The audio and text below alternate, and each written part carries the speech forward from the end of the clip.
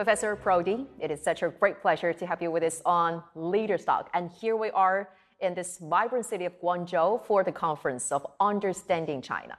And as Chinese President Xi has once pointed out that to understand China, one has to understand China's efforts to further deepen reform comprehensively to advance modernization. So, Professor, as an old friend of China, how do you understand the country's path towards modernization?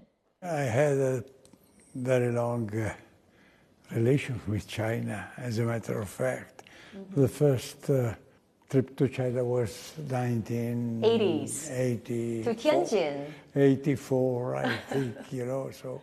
And now we are in this moment of uncertainty, but I do think that we are also losing occasion that we can do now.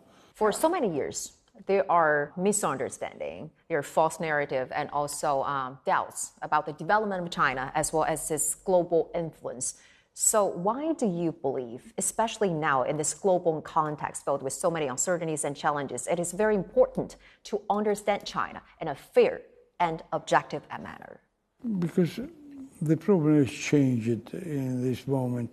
I always repeated that we have never been enemies, but the tensions, they were mainly on economic issues.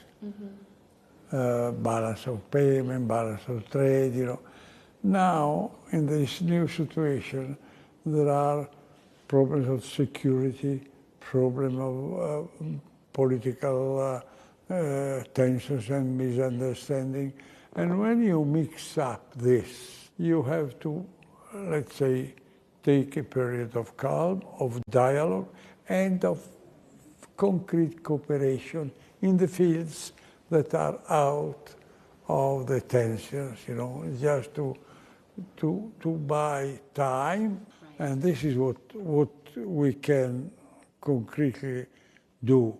We have to go back to the moment in which I don't say that we are ready to write treaties or relation, but in a moment in which we can think to some long-range idea of how can we put together the issues in which we can agree or cooperate. Well, this is our duty, because it's absolutely not a Chinese interest and not a European interest to go on in this situation.